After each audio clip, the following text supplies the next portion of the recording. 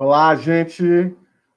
Boa tarde a todos e todas. Sejam bem-vindos, bem-vindas. Esse é mais um debate OSC Legal.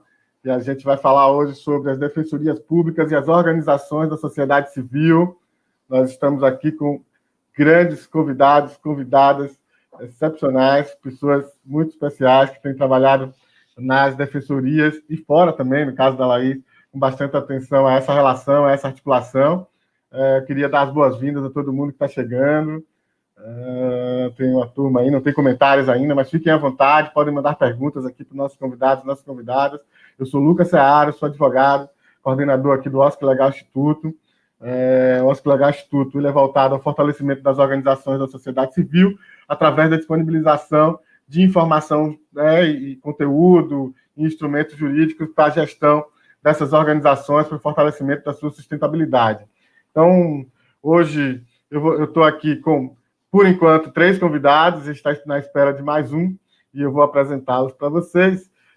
Laís de Figueiredo Lopes é advogada especialista em terceiro setor, doutoranda em Direito Público na Universidade de Coimbra, Portugal, ex-assessora especial do ministro da Secretaria de Governo da Presidência da República, sócia de SBSA Advogados e conselheira do Conselho Consultivo da Ouvidoria Geral da Defensoria Pública do Estado de São Paulo entre 2020 e 2022.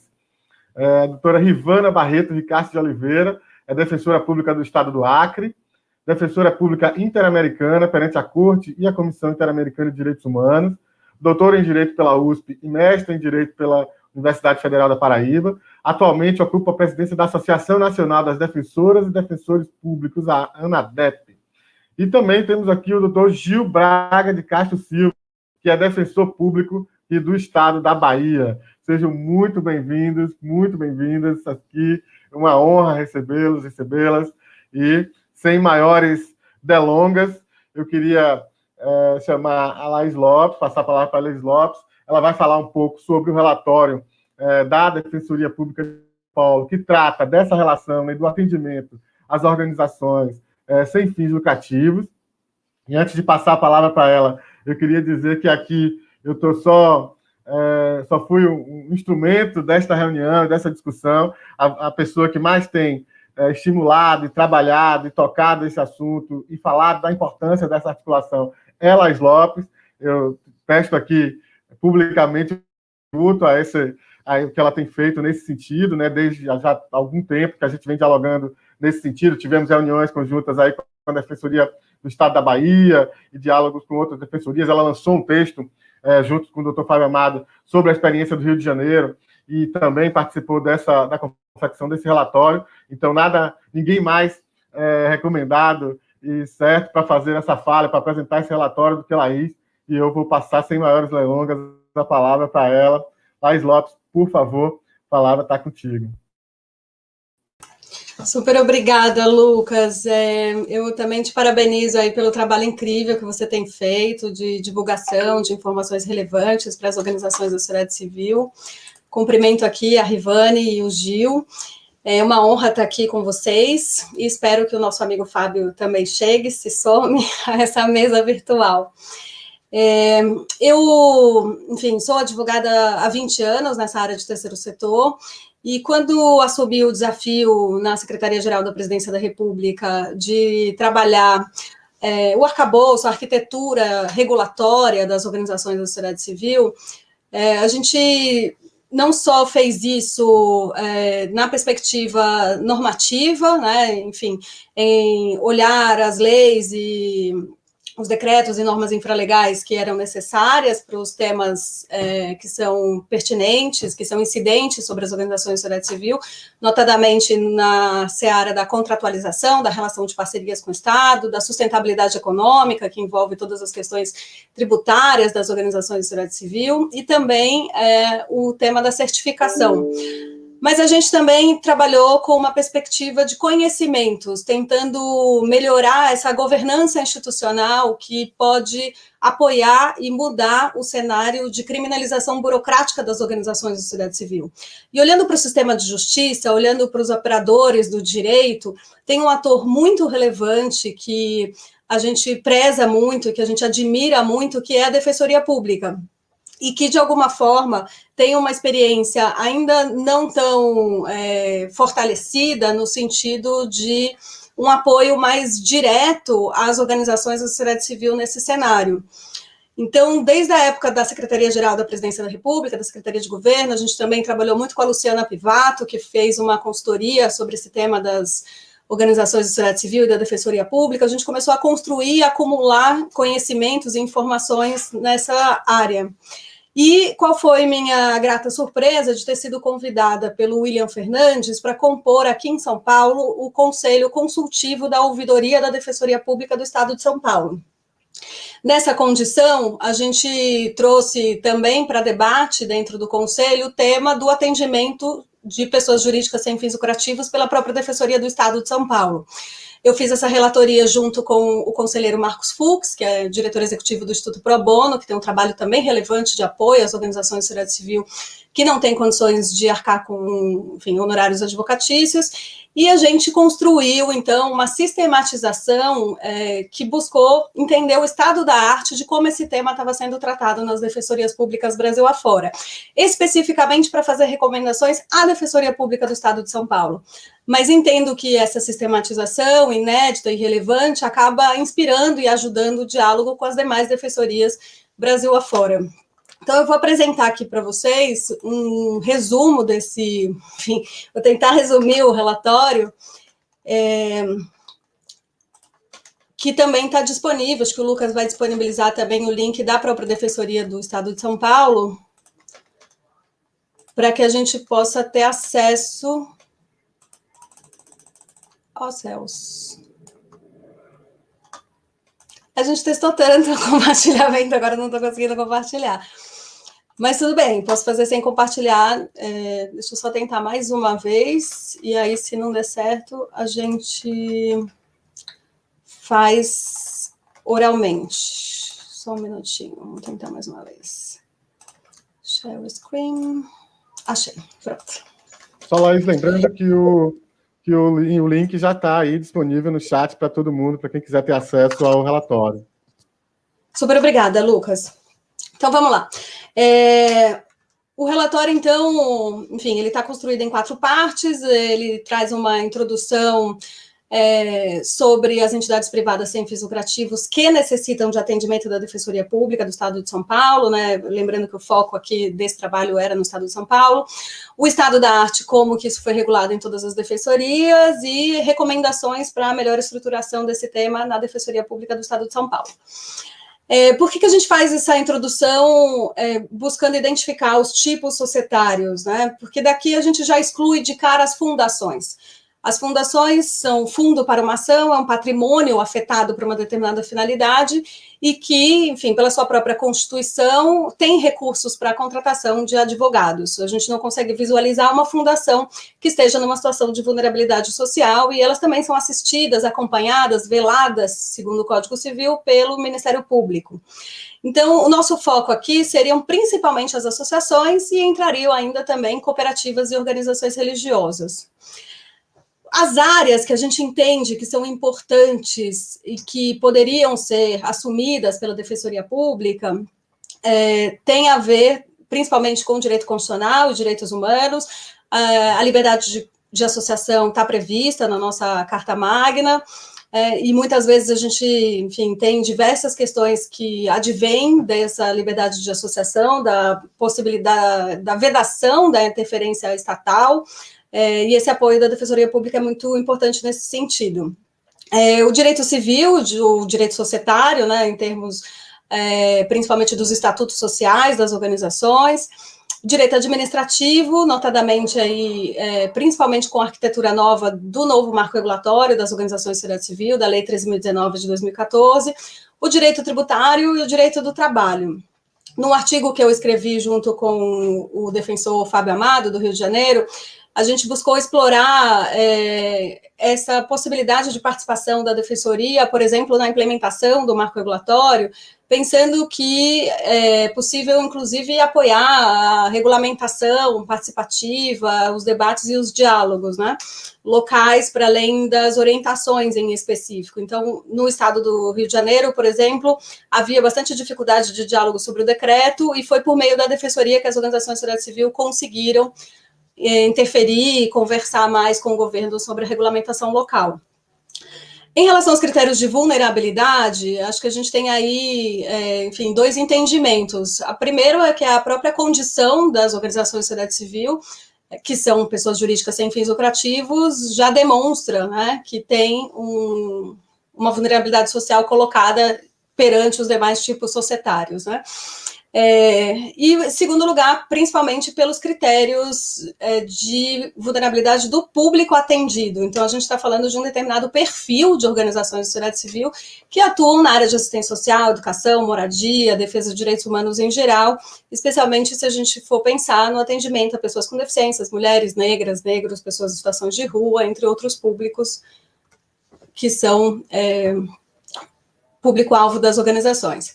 Para construir o Estado da Arte, a gente fez uma pesquisa via Lei de Acesso à Informação e consultou todas as defensorias públicas estaduais e a Defensoria Pública do Distrito Federal. Infelizmente, a gente não teve muitas respostas. A gente teve 10 respostas formais e a maioria das defensorias não responderam, não disponibilizaram. Então, essa é uma pesquisa que pode depois ser complementada, refeita, aperfeiçoada, mas os resultados que a gente traz aqui são dessas 10. Adicionalmente, as pesquisas que a gente fez no site de cada uma das defensorias. Então, teve também um processo de pesquisa ativa, além da consulta. Então, nesse começo, um pouco, qual é a situação de São Paulo hoje? São Paulo tem uma resolução desde 2008, que é uma resolução do Conselho Superior da Defensoria Pública do Estado de São Paulo, e que tem uma previsão de atendimento a pessoas jurídicas sem fins lucrativos. Tem um núcleo especializado de direitos humanos, que é direcionado às pessoas físicas, e, a depender do caso, também atende pessoas jurídicas sem fins lucrativos. Mas não há uma organização mais estruturada, não tem nenhum manual, não tem nenhum protocolo, não tem nenhum atendimento específico para pessoas jurídicas sem fins lucrativos. Estávamos numa das reuniões do Conselho esse ano discutindo essa transformação que a pandemia tem nos causado para o atendimento virtual. E, por exemplo, quando você entra no site, você tem a possibilidade de ter o atendimento pessoa física, mas não tem nenhum estímulo, não conta o site da Defensoria do Estado de São Paulo, que uma pessoa jurídica sem fins lucrativos também pode ser atendida. Então, apesar de ter uma previsão na norma, a gente tem pouca efetividade de execução prática dessa mesma resolução. Tem alguns convênios ou parcerias com organizações da sociedade civil, especialmente com núcleos de práticas jurídicas, mas a gente não tem nada sobre o atendimento de pessoas jurídicas sem fins lucrativos nesse sentido. A resolução de São Paulo, ela traz alguns critérios específicos para esse atendimento e que a gente dialoga com eles no momento das recomendações e das contribuições. Então, enfim, normalmente é visto pelo estatuto, né, a questão dos objetivos sociais e da finalidade não lucrativa, mas São Paulo traz também 3 requisitos para condição de carência financeira. Um é que não remunere empregado, prestador de serviço, autônomo, sócio, administrador, no valor superior a R$ 1.350. O outro é que ela não seja proprietária, titular de direito, a aquisição, herdeira, legatária, enfim, de bens móveis, imóveis ou direitos, no valor de 5.000 FESPs, e também que não possua recursos financeiros em aplicações ou investimentos. A gente, enfim, dialoga um pouco com esses critérios, questionando que, por exemplo, se a organização ganha uma sede, ela não se torna nem rica e nem com possibilidade de suprir sua carência financeira e não ter possibilidade de contratar advogados. Então, a gente precisaria pensar um pouco nesses critérios financeiros, porque eles podem ser, além de tudo, limitantes da possibilidade de atendimento diante da realidade do que significa ter uma organização sem fins lucrativos e toda a precariedade da sua existência, né? Nesse sentido dessas organizações que são, enfim, mais comunitárias e que mais precisam de apoio, sobre as quais a gente está mencionando. Um bom exemplo, e a gente trouxe isso aqui já de antemão, porque é uma inspiração para todo mundo que trabalha nessa área e observa o trabalho da Defensoria nessa área, é o Estado do Rio de Janeiro. O Estado do Rio de Janeiro, desde 2011, tem uma deliberação e que não só ele tem um atendimento a pessoas jurídicas sem fins lucrativos, como criou um programa que chama Associações. E esse programa, ele tem como incumbência prestar assistência jurídica integral e gratuita às associações, organizações religiosas, grêmios estudantis, centros acadêmicos, centro escola-comunidade, enfim, formada por pessoas hipossuficientes para elaboração ou reforma do seu estatuto social. Então, ali já teve uma indução, já teve uma clareza de que o núcleo deveria trabalhar no tema dos estatutos das organizações. Então, tem uma visão de prestar assessoria jurídica também, orientação em relação ao direito constitucional, de livre associação, e há, enfim, desde 2016, uma série de organizações que são atendidas diretamente pela Defensoria Pública do Estado do Rio de Janeiro. O Fábio vai poder falar mais disso daqui a pouco. Como é um caso mais emblemático, eu trouxe aqui um pouco até da redação da própria deliberação do Rio de Janeiro, né, que coloca essas 4 vertentes principais. De prestar assessoria jurídica para a reforma ou elaboração dos estatutos, ou seja, para criação ou alteração de estatuto social, essa prestação de orientação jurídica sobre a liberdade de associação, mas também um atendimento individualizado às entidades sem fins econômicos, e a ideia de fornecer o ofício de gratuidade para o registro dos atos constitutivos e suas alterações. Isso acaba sendo uma coisa muito fundamental, porque as taxas de cartório, elas podem ser pequenas para as organizações grandes, mas elas são muito altas para as organizações pequenas. Então, a gente precisa sopesar e entender que para a organização de base comunitária, muitas vezes essa gratuidade da defensoria, ela é, enfim, fundamental, sine qua non, para que de fato a organização se constitua e aquelas pessoas possam atuar de formas mobilizadas. Então, no final eu vou falar sobre todos os outros estados que a gente pesquisou, mas já tentando focar nos resultados.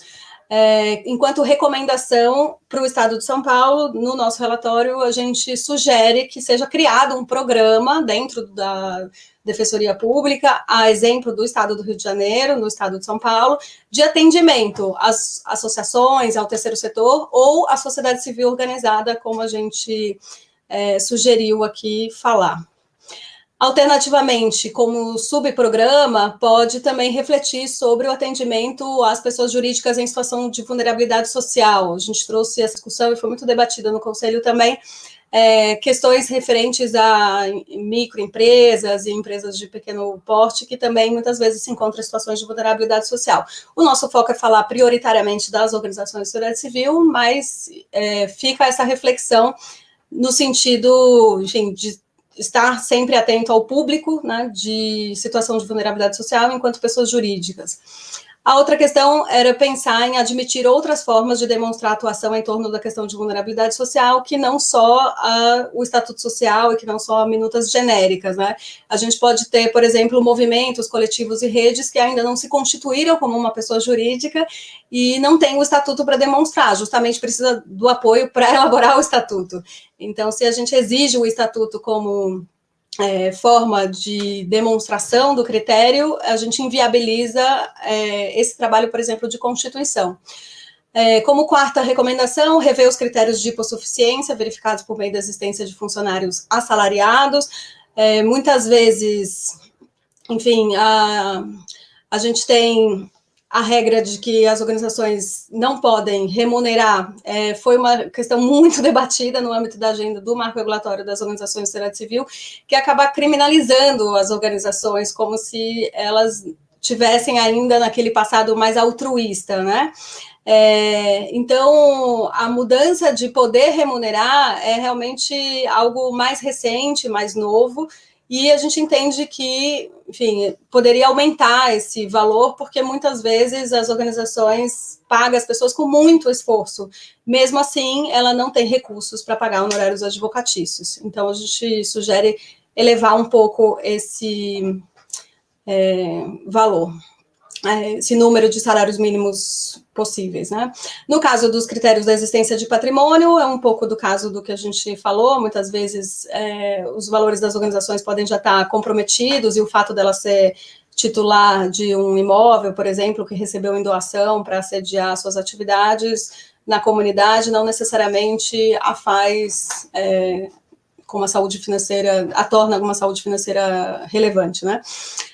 Também a gente recomenda que seja feito o intercâmbio de informações com outras defensorias, a gente acredita muito nessas trocas, e aí é importante que a ANADEP esteja aqui presente, né, porque é um ator relevante para reunir as defensorias. A gente menciona no relatório também a possibilidade de ter oficina, seminário, encontros que podem ser facilitados pelo CONDEG, comissões especiais, enfim, diversas possibilidades que atendam essa ideia de troca, de intercâmbio, um pouco como a gente está fazendo aqui hoje, em escala menor, seria importante a gente ter para todas as defensorias de fato. O outro tema que a gente sugere é capacitar os defensores. A gente tem muitas escolas de defensoria pública Brasil afora que são muito relevantes e que poderiam apoiar. Eu mesma já fui convidada pelo defensor-geral do Estado da Bahia e dei uma aula no curso de formação dos novos defensores. Isso estimula muito essa ideia da advocacia jurídica popular nos novos defensores que estão entrando, então isso é bem importante, para além dos que já estão na carreira. A gente sugere também firmar parcerias com núcleos de práticas jurídicas, escritórios modelos. A gente tem, enfim, nas universidades, para funcionar uma faculdade de direito no país, ela precisa ter um escritório modelo, um núcleo de prática jurídica, e muitas das atividades de assessoria de advocacia jurídica popular acontecem nesses espaços. Então, é possível também, enfim, ampliar, aprender e trocar nessas parcerias com os núcleos de práticas jurídicas. Também é importante gerar conhecimentos, né? Enfim, gerar mais densidade em relação a essa atuação. Então, a gente sugere a publicação de livro com artigos sobre o tema e criação de um protocolo com orientações para a Constituição, gestão e defesa das entidades privadas sem fins lucrativos, divulgação da atuação das entidades privadas nos seus canais de comunicação, até como uma questão de convite, como eu mencionei anteriormente, e sugere também que as defensorias acompanhem a relatoria especial da ONU sobre o direito à liberdade de associação e de reunião pacífica. Aqui é só um resumo dessas recomendações, e eu vou terminar passando muito rapidamente só pelo estado da arte das defensorias que a gente conseguiu informação. Então, no estado do Amapá, a resposta foi de que eles sim assistem coletivamente organizações não governamentais, mas eles não têm nenhuma deliberação, não tem nada estruturado sobre o tema. Mencionaram alguns nomes de associações que já foram pela defensoria atendidas.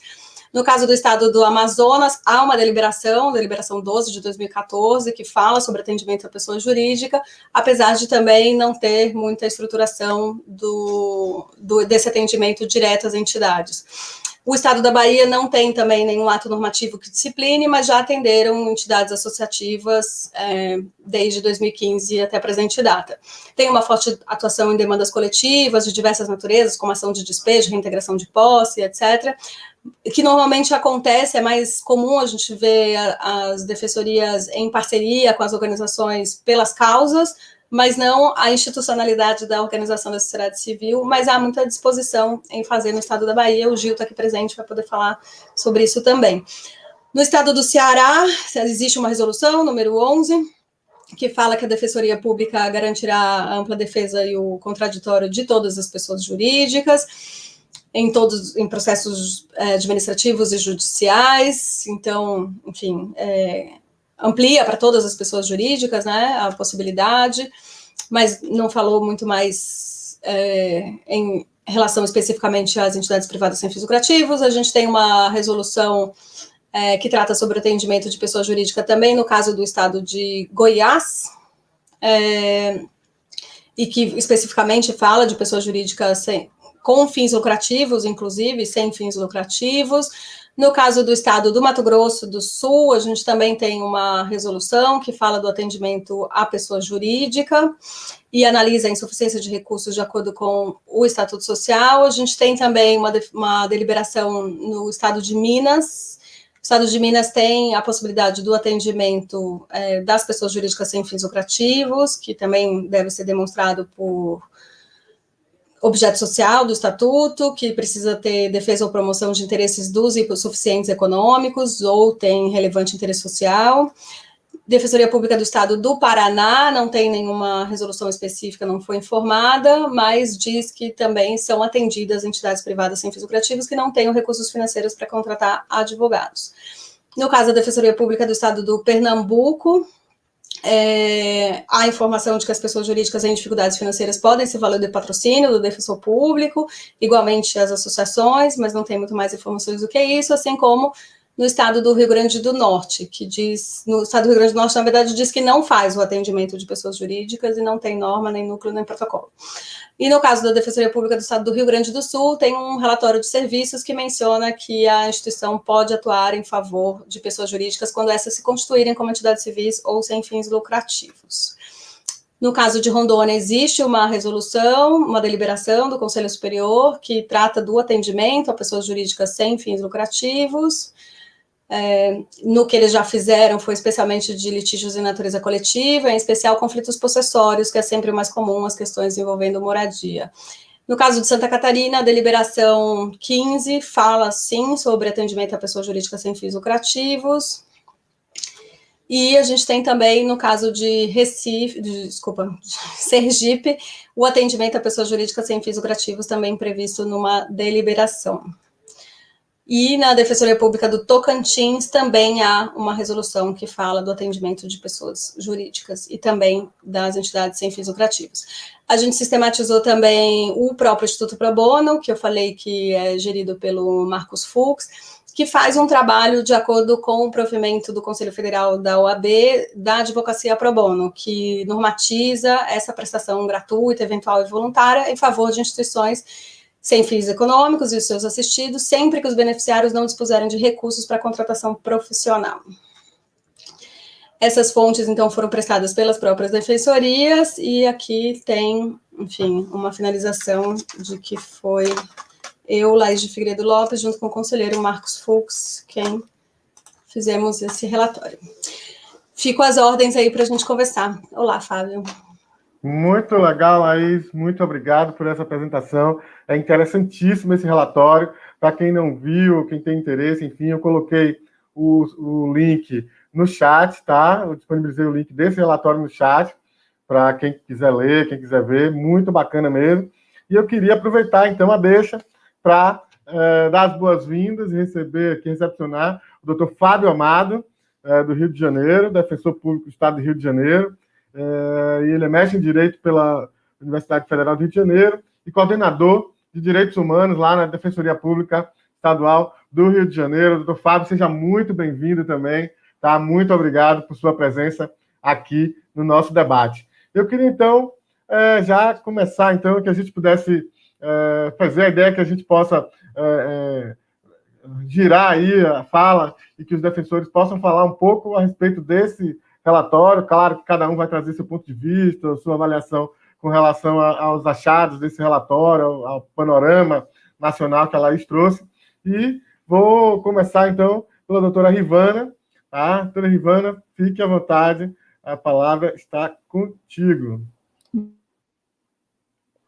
Ok, obrigada, Lucas. Eu queria saudar, agradecer pelo convite, né, feito por você, parabenizar a Laís pelo trabalho no relatório feito.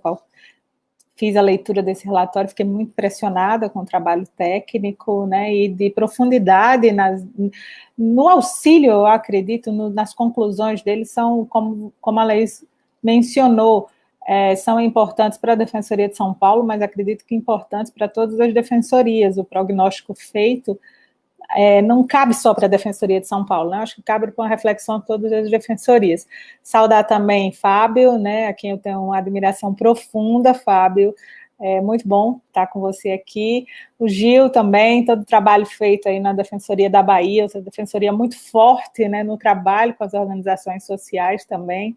Então, eu digo que eu vim aqui para aprender, né? Assim, o relatório da Laís, né? Se a gente puder comentar alguma coisa a respeito, eu acho que ele deixa muito claro, né, que o papel que as organizações têm, né, nessa expansão dos direitos é indubitável, né? Então, as organizações têm essa função, né, de trazer essas diversas vozes, né? para o debate, essas diversas vozes que fazem parte desse tecido social para o debate. E essas vozes precisam ser ouvidas, né? Elas precisam, de fato, participar da esfera pública. E aí, então, onde que a Defensoria entraria, né, para conseguir auxiliar de maneira, né, jurídica, digamos assim, por esse lado, né, da atuação da Defensoria, isso não de expertise no campo das organizações, porque acho que as organizações é que trazem as expertises dos seus campos para a Defensoria, mas o que a Defensoria poderia contribuir para a expansão e para dar essa voz das organizações no tecido social, enquanto sujeitos de direitos que falam e que têm que ser ouvidos para essa construção constante de política pública. E essa sistematização que a Laís mostra, né, sobre como que poderia ser melhorado o trabalho da Defensoria, das defensorias, né, nesses aspectos, acho que muito justo.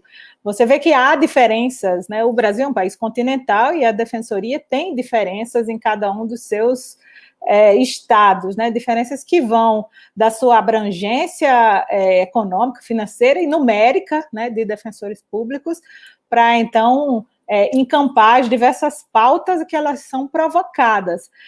Mas acho que o relatório mostra também que algum direcionamento feito, né, auxilia a essa expansão. O que eu quero dizer é no sentido de que, ainda que não haja, como existe, né, e como o Fábio certamente falará aí, de um programa específico, como a Defensoria do Rio de Janeiro faz, os direcionamentos apontados já e já explorados no relatório auxiliam as defensorias que ainda não têm, né, um planejamento de trabalho específico nisso para começar a realizar. Então, acho que a provocação feita aqui nesse debate, de que se leia o relatório, de que com isso, né, aqueles que ainda não têm coisas desenvolvidas passem a desenvolver, é muito importante. Eu acho que nessa fala inicial eu gostaria de parabenizar a realização desse evento, Lucas, e que seja difundido mesmo para que defensoras e defensores, os gestores, né, conheçam os trabalhos que vêm sendo feitos, né, e essa troca de intercâmbio vai fortalecer a Defensoria como um todo e essa participação da sociedade civil na Defensoria como um todo. Muito obrigado, doutora Rivana. Eu queria, então, passar de imediato a palavra para o doutor Gil Braga, aqui da Defensoria do Estado da Bahia. Lucas, boa noite. Inicialmente, eu quero agradecer o convite. Parabenizar a Laís, a apresentação dela foi excelente. Eu estou aqui bem reflexivo com o que Laís disse. Ela fez uma provocação em várias questões, inclusive para mim, que sou titular da área civil, registros públicos e comercial aqui de Salvador. Parabenizar a Rivana também, que está à frente da DEP, e Fábio, que eu já conhecia muito de falar do trabalho de Fábio, sei que é um grande defensor aí no Rio de Janeiro. Laís trouxe uma série de provocações. Quando o Lucas me convidou para participar da atividade, eu disse, Lucas, eu estou mais numa posição de aprendiz do que de poder trazer uma contribuição. Eu tenho muito mais questionamentos a trazer para essa noite de hoje do que respostas prontas, porque nós ainda aqui na Bahia não temos um protocolo de atuação. Inclusive, quando eu vi o nome de Fábio, eu fiquei muito feliz, porque eu sei que o Rio de Janeiro tem uma atuação muito forte na questão da regularização das associações. Eu não vou nominar os números, mas algumas pessoas já me disseram que é um número muito expressivo no Rio de Janeiro, do trabalho da Defensoria Pública, certo? Nós aqui, Laís, e aí eu vou fazer pedir muito o apoio de Laís até topar no momento posterior à atividade de hoje, a gente pode sentar e criar um protocolo aqui na Defensoria Pública. Eu já fui coordenador da área civil durante 4 anos e sei das dificuldades. Eu não sou da administração hoje, eu estou no Conselho Superior, mas eu posso, de alguma forma, trazer essa demanda para os colegas aqui da Bahia, que eu acredito que muita gente vai aderir, porque é uma proposta muito interessante. Nós temos aqui eu recebo muita demanda de gente que, na verdade, faz o registro, Laís, da associação, mas durante certo lapso de tempo não regulariza, não registra as atas de eleição, não dá continuidade ao registro público das associações. Isso vem gerando um problema muito grande. Primeiro porque o pagamento dessas custas é alto. Nós temos uma lei aqui na Bahia, que é a Lei 12, eu trouxe aqui para a gente debater, viu, gente?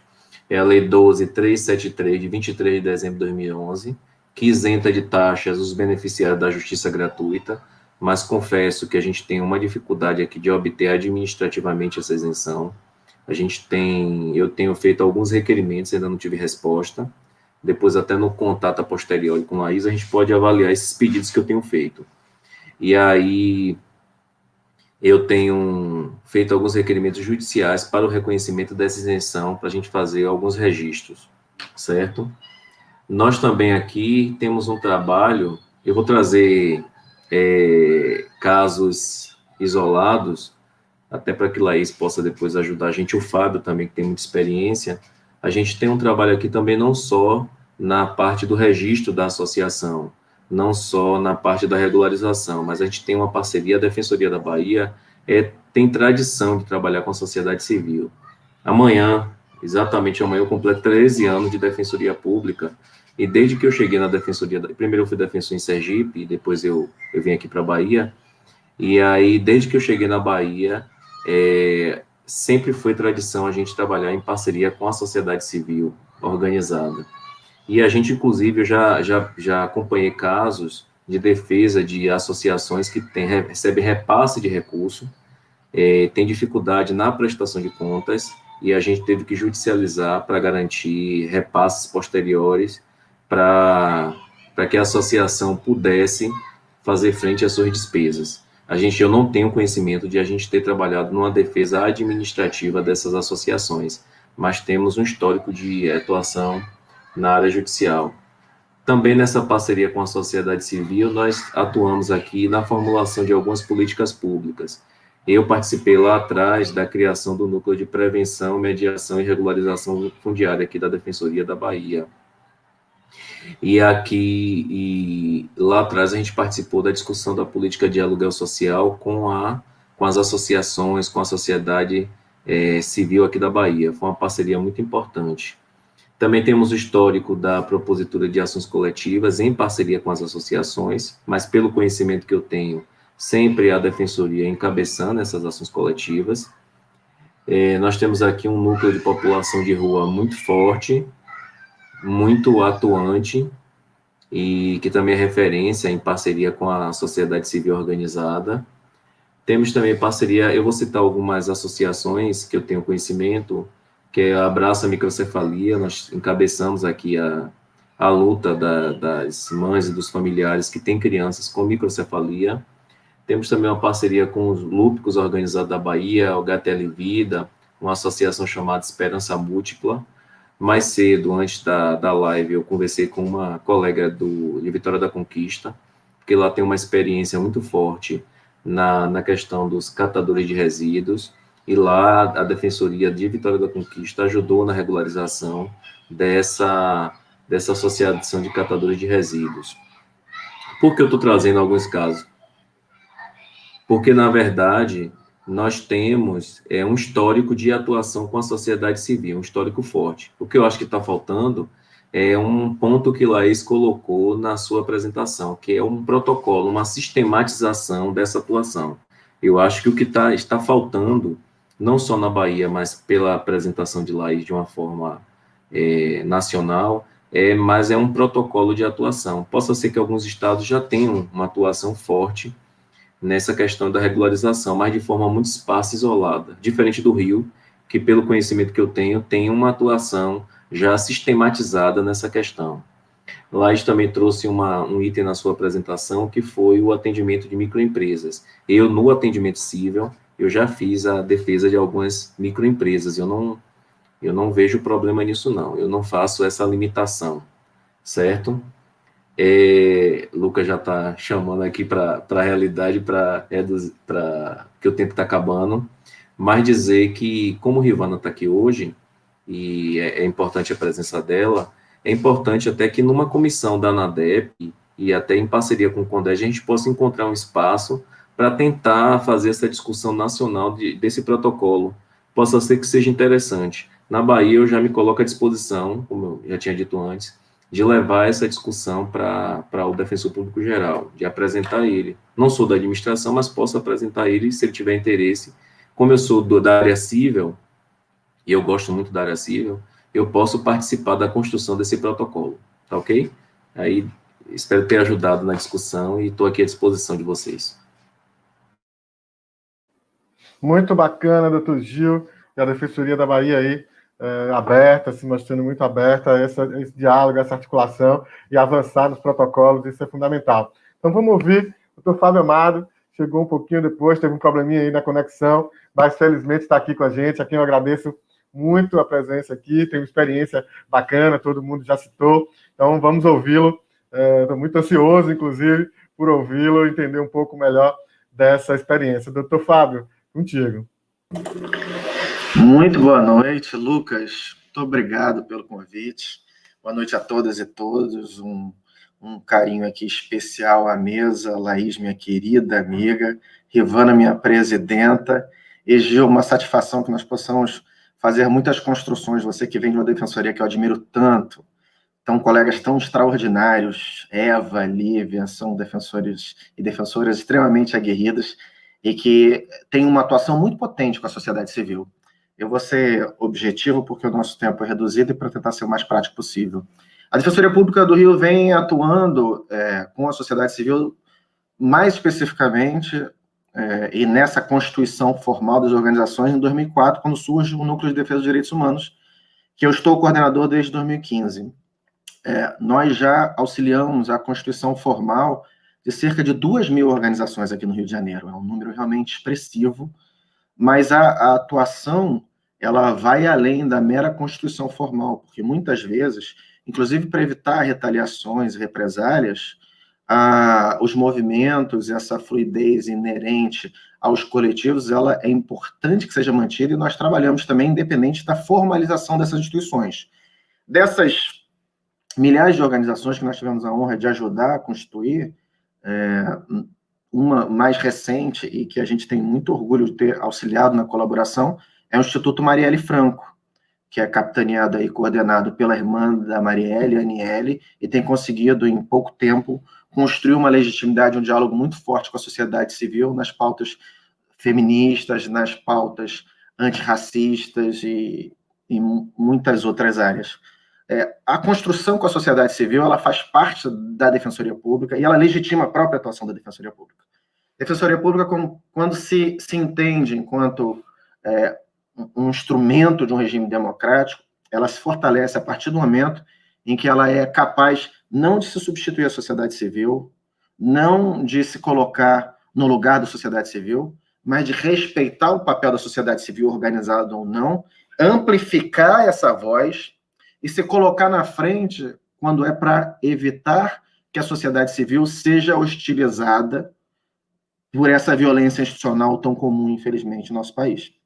Então, as construções são muitas. Por exemplo, recentemente, nós temos atuado como amigos da Corte do Supremo Tribunal Federal na DPF 635, que trata da letalidade policial aqui no Rio de Janeiro. Essa foi uma construção com a academia e com a sociedade civil desde o início, organizado ou não. Movimentos coletivos, organizações formais, e recentemente houve as audiências públicas desse caso, que discorre exatamente sobre algum nível de controle e de redução da letalidade violenta das agências de segurança aqui do Estado. Nós tivemos um avanço muito grande na construção, inclusive no processo judicial com esses coletivos, como o coletivo Papo Reto, Fala Cari, ou o coletivo das Mães de Manguinhos, da Rede. São organizações que, a princípio, com a nossa troca, a nossa parceria, e movimentados por elas, nós dialogamos para que elas fossem e verbalizassem, e se posicionassem e tivessem essa fala no Tribunal Constitucional. E, de início, o relator, o ministro Fachin, recusou exatamente porque essas organizações não eram constituídas formalmente, não tinham CNPJ, e essa é a jurisprudência majoritária e consolidada do Supremo Tribunal Federal, mas houve uma insistência, e nesse processo, que é fruto de uma construção horizontal, que é fruto de uma escuta qualificada diária de vítimas de violência, sobretudo de jovens negros que moram nas favelas e nos subúrbios do nosso país. Essas pessoas conseguiram modificar o entendimento do relator e foram admitidas como amigos da corte, fazendo aportes, trazendo a sua posição, não por juristas, não por experts, não. A fala da vítima, a fala daquele que acorda todo dia e sai com medo de sofrer um atentado, tem receio que seu filho jogue na porta de casa. Então, essa construção com a sociedade civil, ela tem ido até a Suprema Corte, mas tem sido também, e aí muito voltada a esse protocolo que todas e todos mencionaram, da atenção para aquelas micro-organizações muito simples, pessoas que buscaram se reunir, mas têm muita dificuldade de se constituir. E a Constituição, muitas vezes, ela é essencial para que eles possam captar recursos, abrir uma conta bancária, buscar concorrer em algum tipo de edital e dar algum nível de sustentabilidade.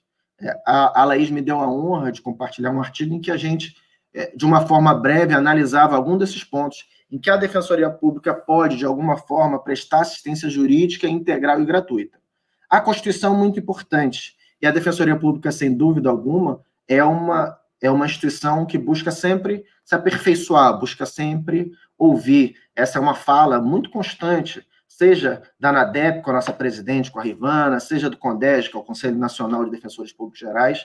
Nós temos muita clareza de que é preciso expandir e sempre qualificar a nossa atividade em prol daqueles grupos, em prol das pessoas em situação de vulnerabilidade.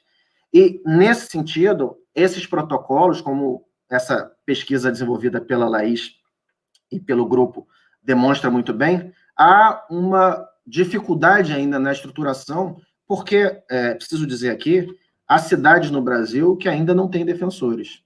Apesar de uma emenda constitucional que prevê que, a princípio, até o ano que vem, todas as comarcas deveriam ser providas de profissionais que pudessem garantir assistência jurídica integral e gratuita e, sobretudo, promovessem direitos humanos, porque a Defensoria Pública é a única instituição pública que não é de governo, porque nós não estamos submetidos a governador, a prefeito ou a presidente, mas nós somos, sim, todos, o fundo é todo feito por recursos públicos, é a única instituição que na Constituição está escrito expressamente que é nosso dever promover direitos humanos.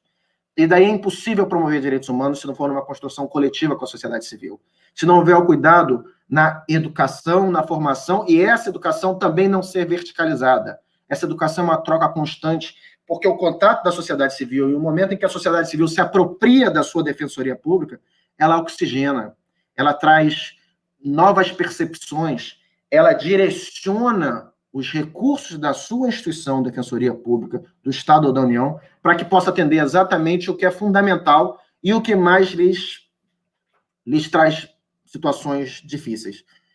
Para tentar ser breve também, eu queria citar uma outra situação em que houve uma atuação crucial da sociedade civil em parceria com a Defensoria Pública recentemente. Aliás, duas, rapidamente. Uma, da população em situação de rua. O prefeito anterior aqui, o prefeito Crevella, ajuizou uma ação civil pública em que ele pediu o recolhimento compulsório de todas as pessoas em situação de rua por supostamente motivos de saúde.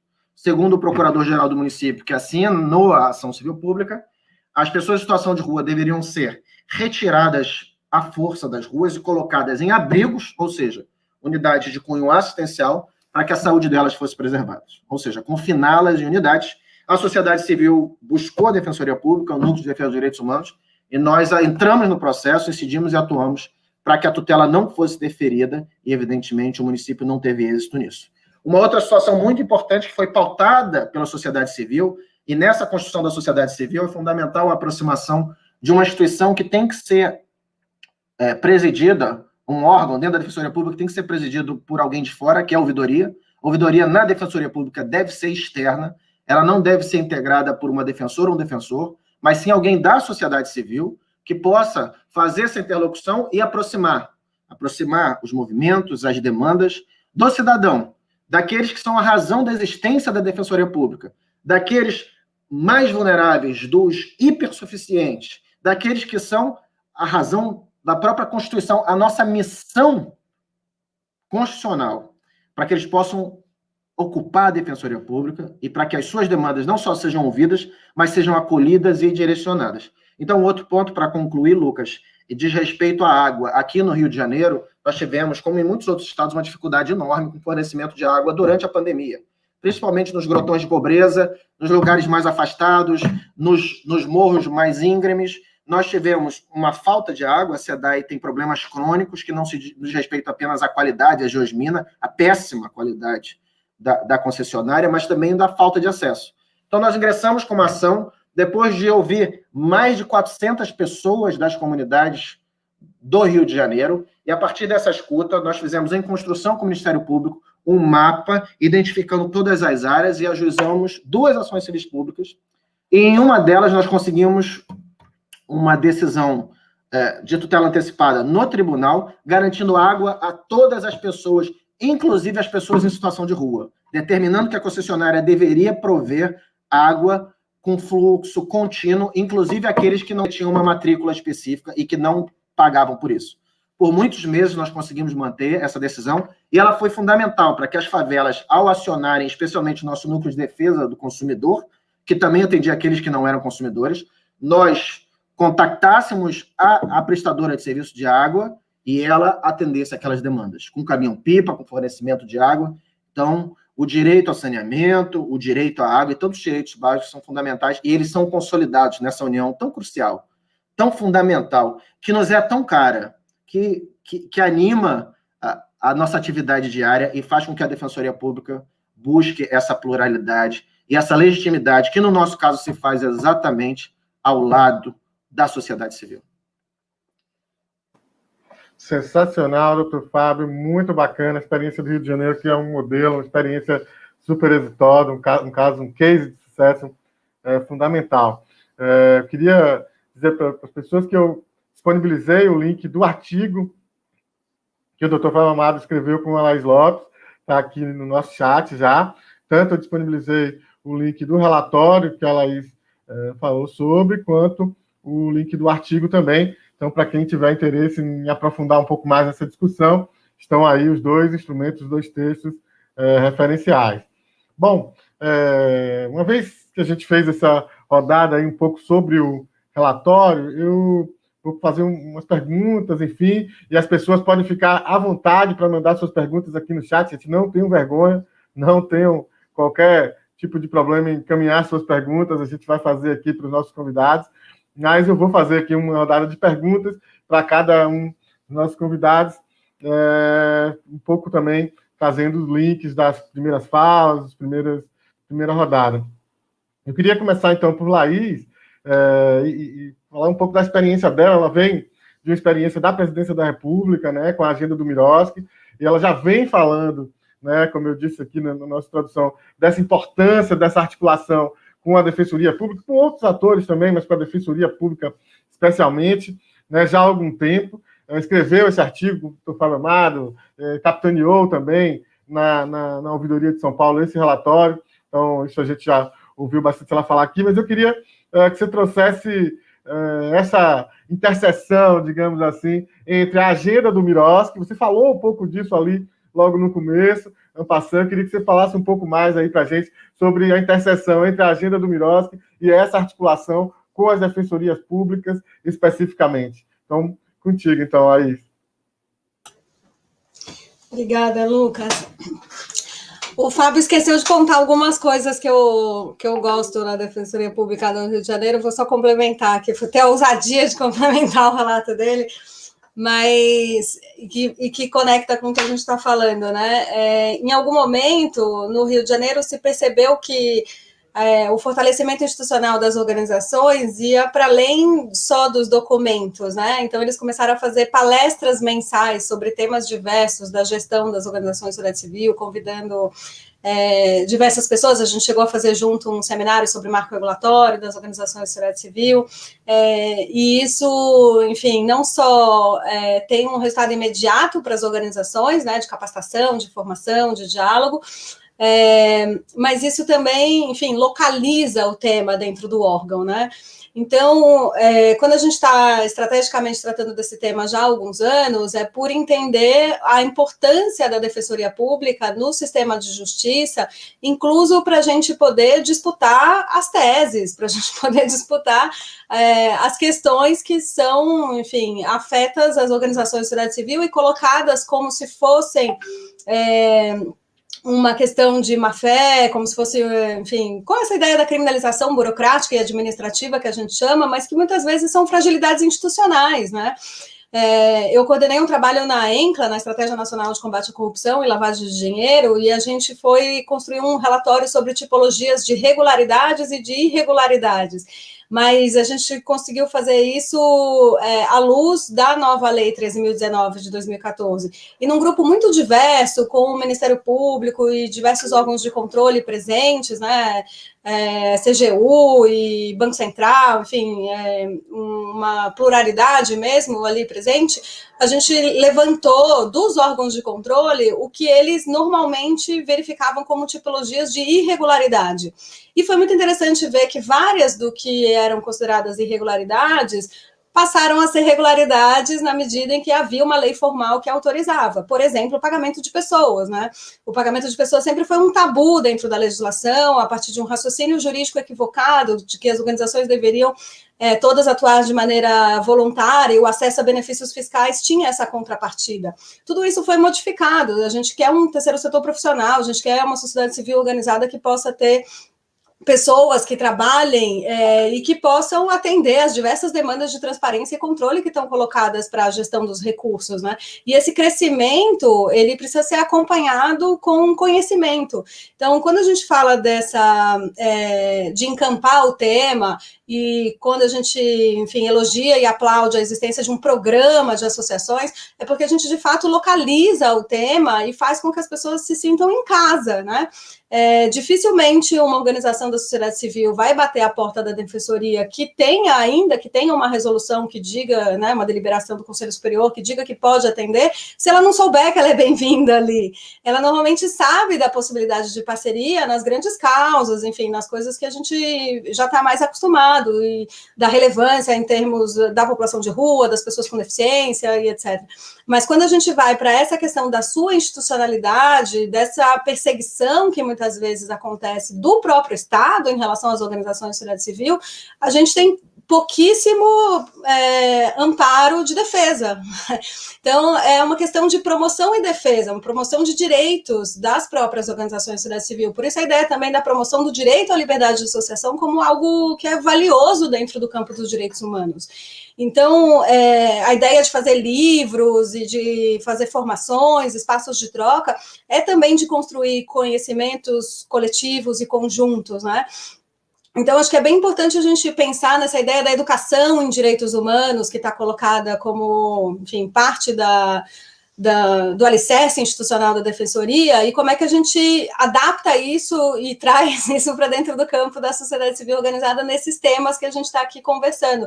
Porque, ao fim e ao cabo, as instituições são feitas de pessoas, né?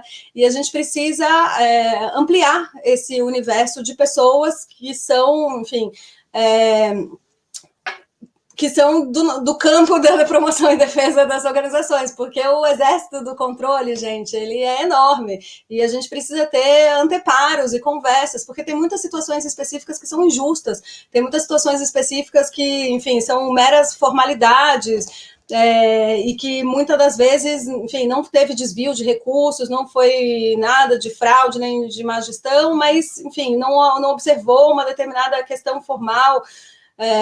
Pode ser tanta coisa, pode ser, tem um caso específico de uma pessoa que repassou a conta foi bloqueada porque tinha um DNS envenenado, ninguém nem sabe o que é isso era uma coisa tipo bem de informática, que o banco recomendou que não utilizasse aquela conta, a organização falou, tá bom, eu tiro o dinheiro daqui e põe na outra, por conta disso, fez todos os pagamentos, etc, por conta disso teve que devolver o recurso, não pode isso, a gente precisa enfrentar as questões que são da vida real, dessa institucionalidade da organização, sob pena das organizações cada vez mais ficarem mais sufocadas e não conseguirem subsistir a essa burocracia administrativa administrativa que está colocada. Por isso ela começa bem nessa base, né, das questões que são referentes ao seu desejo, sua vontade de se reunir dentro de uma associação, dentro de uma gestão coletiva, e passa aí por diversos campos que, enfim, historicamente são criminalizantes para as organizações. E quando fecha, é o sinal de que já está terminando, mas eu queria só lembrar que acho que contem comigo, viu, Rivana na ANADEP, Gil na Bahia, o Fábio já conta comigo no Rio de Janeiro já faz alguns anos, e vamos junto. Acho que as ouvidorias também têm esse papel muito importante de escuta e diálogo com as organizações da sociedade civil, e foi de lá que a gente conseguiu também fazer algumas entradas, desde a época da Denise Dora no Rio Grande do Sul, enfim, outras ouvidorias que historicamente fazem um trabalho relevante. Então, acho que a gente pode também promover algumas possibilidades estratégicas de fazer o sistema avançar, né? A ideia é da gente mudar de patamar a discussão e a gente passar já a apresentar casos concretos de 2.000 organizações, como tem no Rio de Janeiro, multiplicar isso só, se a gente for pensar só os 26 que faltam, já vai para... Quanto? Conta rápida. 54, não é isso? Não, 52. Laís... Eu sou boa de matemática, eu sou boa de outras coisas. Muito bom, Laís, já foi ótimo. Só uma pergunta rápida que a Karine da Costa trouxe aqui, é se essa pesquisa em que você se referiu agora, que fala da tipicidade, da regularidade, das irregularidades das OSCs, se ela foi publicada, onde é que ela está, se você pode disponibilizar esse link aí. Sim, tem um relatório que foi feito pela ENCLA, eu vou passar o link para o Lucas, que é o nosso anfitrião, e ele disponibiliza no chat dos comentários. Legal, Laís, muito obrigado. Laís sempre muito generosa com o conhecimento dela. O conhecimento dela é enorme, inacreditável, e ela sempre muito generosa com esse conhecimento que, né, faz dela um ser humano super admirável, mais ainda. Queria, então, passar aqui. Ela falou também das ouvidorias externas, o doutor Fábio colocou também, e eu lembrei da minha amiga querida, da Solene Costa, lá do Acre, né, do estado da doutora Rivana, ela que tem feito um trabalho sensacional, né, outras ouvidoras, como tivemos aqui a Vilma, aqui na Bahia, e outros ouvidores, a própria Denise Dória, no Rio Grande do Sul, agora tem um ouvidor no Rio de Janeiro, hoje mesmo ele estava em rede nacional, se manifestando sobre questões sociais super relevantes que estão correndo no Rio de Janeiro, né, enfim. Então, louvar também o papel das ouvidorias externas, das defensorias, isso é importante reconhecer esse trabalho. Mas eu queria trazer aqui, então, para a doutora Rivana, dizer o seguinte: nosso público do OSC Legal, ele tem o pessoal da área jurídica, assistente social, psicologia, enfim, mas basicamente gente ligada ou dirigente ou técnicos, né, equipe de pequenas organizações do Brasil inteiro. Então eu queria que você apresentasse um pouco da ANADEP para esse público, né, e falasse um pouco também de como a ANADEP pode fortalecer, ou pode ajudar, contribuir, enfim, a fortalecer essa articulação entre as organizações e as defensorias, enfim, cada uma das defensorias. Contigo, doutora. Opa. Claro, Lucas. As falas todas inspiradoras também aí antes, né? Como não imaginava diferente até da atuação aí do Rio de Janeiro, do Fábio, de tudo que falou aí. Eu diria que, assim, eu sou defensora pública do estado do Acre, né, então, para quem está assistindo, sou defensora pública, esse ano vai fazer 19 anos. E estou afastada da atividade fim, né, e atuando nesse trabalho da defensoria aqui, da política associativa, né, aqui na ANADEP desde 2019, agora enquanto presidenta da ANADEP. A ANADEP é a Associação Nacional das Defensoras e Defensores Públicos, né? Reúne, então, assim, o conjunto das defensoras e defensores públicos dos estados, associados às suas associações estaduais e, naturalmente, associados à ANADEP. A ANADEP atua como uma associação classista, claro, né, em pautas que são do interesse, né, de defensoras e defensores públicos, mas a ANADEP tem uma diferença que a gente sempre chama a atenção de outras associações classistas, porque a gente acompanha muito nesse trabalho legislativo e de política pública os temas que afetam ao trabalho de cada defensor e defensora pública na ponta, né, digamos assim. Então, tudo que afeta o usuário do serviço da Defensoria Pública de alguma maneira, a gente acompanha no Congresso Nacional a legislação, tentando incidir para trazer o olhar da Defensoria nisso, né? E com isso, então, a ANADEP tem 13 comissões temáticas em assuntos diversos, então a gente tem comissão específica, né, dos direitos do idoso, mulheres, criança e adolescente, consumidor, saúde, política criminal, família, enfim, diversidade sexual, pessoa com deficiência, enfim, todas essas temáticas englobam na ANADEP colegas dos estados que atuam nessas temáticas e que são, então, parte da comissão da ANADEP, pelo menos um representante de cada estado, e aí, então, eles nos auxiliam, né, auxiliam aqui a diretoria, auxiliam a presidência nesse trabalho legislativo e de acompanhamento do que vem sendo produzido, que a gente entende que impacta, né, o serviço do usuário, e então construindo aí notas técnicas e tentando incidir, né, dessa maneira. Então, fora isso, a ANADEP tem trabalhado já há muito tempo com educação em direitos, com campanhas anuais feitas, né, entre sempre elegido uma temática, e a gente trabalha o ano aquela temática, e o que é interessante nas campanhas de educação em direito é que há um envolvimento muito grande, a gente busca construir isso, claro, com os defensores que fazem parte das comissões, mas no trabalho, quando a gente diz assim que a campanha está na rua, é essencial também esse trabalho com as organizações da sociedade civil que trabalham naquela temática da campanha da educação em direitos a cada ano, né? Essa campanha desse ano, por exemplo, vai ser uma campanha voltada à temática étnico-racial. Racismo se combate em todo lugar, né? Esse é o slogan da campanha, que estará, né, na rua, como a gente diz, agora em maio, né? Maio, o mês, né, que a gente comemora o nosso 19 de maio, o mês da Defensoria Pública, o Dia da Defensoria Pública é sempre o ano em que a gente lança pela ANADEP, em parceria com as associações estaduais e com o CONDEG, a campanha nacional.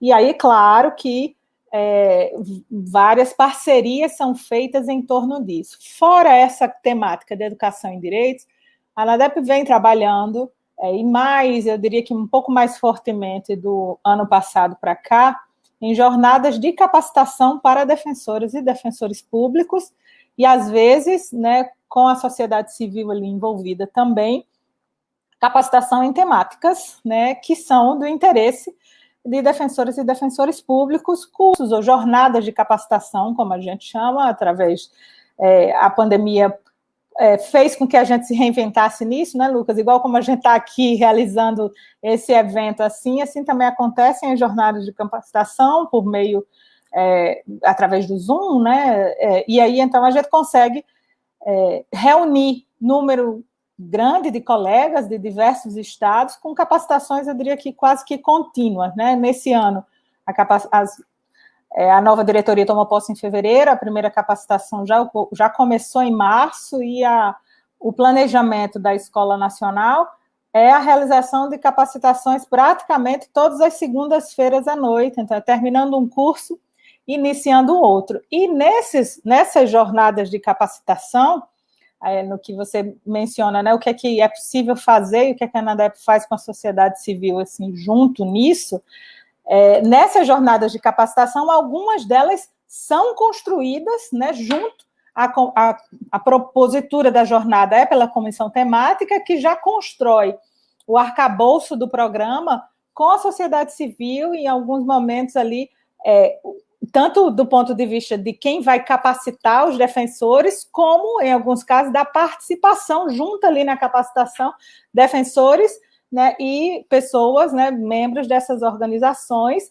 para que possa haver esse intercâmbio, né, essa troca, e que seja mais efetiva aí a capacitação.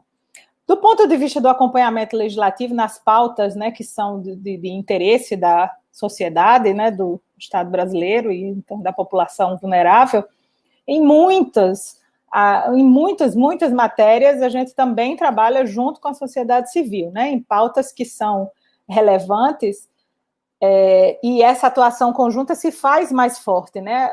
A fala que o Fábio mencionou, né? Assim, eu acho que é a fala que todo defensor público entende e acredita, né? O papel da Defensoria Pública é um papel de abrir o espaço, né, desse acesso à justiça. Ela não vai dizer o que é que seja melhor. Então, muitas vezes, na própria construção legislativa e nesse trabalho de acompanhamento legislativo, né, o nosso trabalho é caminhar junto com a sociedade civil para, então, ver aqueles setores que conhecem muito mais da temática, né? A gente pode ter o conhecimento jurídico, conseguir ali, de alguma maneira, produzir o acesso dessas pessoas aos tribunais, né? É um viés da defensoria, claro, promover a educação em direitos humanos, tudo isso também, mas eu digo assim, nessa temática. Mas, muitas vezes, a avaliação de pontos de projetos de lei que são caros, né, é uma avaliação que é feita em conjunto com os movimentos sociais. Que tipo de incidência é melhor fazer para que a gente possa fortalecer os movimentos sociais? Eu acho que isso é muito claro na visão das defensoras e defensores públicos no Brasil inteiro, e essa é uma visão também da Associação Nacional. A gente tem as pautas, evidentemente, classistas, né, assim, de interesses do fortalecimento da Defensoria Pública, mas existem as pautas que implicam em direitos. Por exemplo, uma que está aqui agora muito em voga, o Fábio sabe disso, tem acompanhado isso também, a discussão da Lei de Segurança Nacional, né? Assim, quantas organizações sociais, né? Quantos movimentos a gente vem se reunindo. Nesse momento mesmo está tendo uma reunião, eu não estou lá porque estou aqui com vocês, porque estão sendo reuniões diárias sobre isso, né? Porque assim, como trabalhar numa pauta tão difícil que ataca, né, direitos tão diversos, e o cuidado que a gente tem que ter de qual é o limite dessa incidência. Então, a gente tem muita consciência nisso na ANADEP, que a pauta não é uma pauta da defensoria, é uma pauta, né, da sociedade, e que a gente tem que fazer coro junto para fortalecer isso, né? E o espaço também é um espaço da ouvidoria, a gente entende muito isso, e o papel da ouvidoria também, do Conselho Nacional da Ouvidoria, você falou aí, Lucas, me permita passar um pouquinho aqui do tempo para falar, eu tenho uma admiração imensa pela Solene também, a Solene é ouvidora lá no Acre, já está no seu segundo mandato, terminando aí, era presidenta do Conselho, né, Nacional de Ouvidoria, e eu tenho muito orgulho porque o Acre foi um dos primeiros estados a ter ouvidoria, né, assim, e isso... Nós somos no Acre uma defensoria muito pequena, né? Previsão legal de 61 defensores e hoje só com 44 defensores, né? Então, assim, é muito mais importante. Não que nos outros estados não seja, mas eu digo assim, a importância de uma ouvidoria forte numa defensoria pequena, no meu sentir, é ainda maior, porque é evidente que 44 defensores não dão conta da demanda social. Então, assim, a ouvidoria faz um papel muito importante, né, nisso, né, de capitanear, de indicar caminhos, né, porque eu acho que a questão é essa. Se a gente pensar nos sistemas aí de Luhmann, se for falar um pouco mais teórico aqui na coisa, qual é o papel do movimento social numa teoria de sistema? É causar essa fricção. E o que é que o papel dessa defensoria tem depois de causar dessa fricção?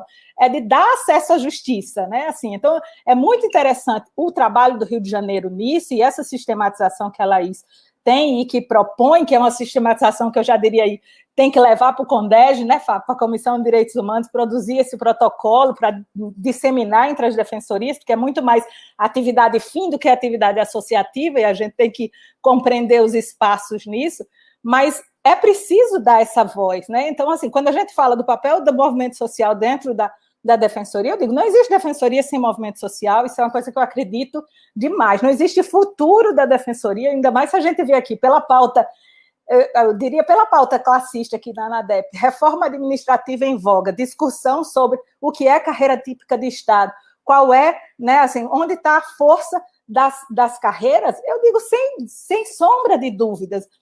A gente tem que mostrar qual é o diferencial da defensoria. O diferencial, que eu acredito que é nosso, é a possibilidade de dar, né, voz e fortalecer isso. Por isso também, a nossa preocupação aqui também são dos ataques jurídicos.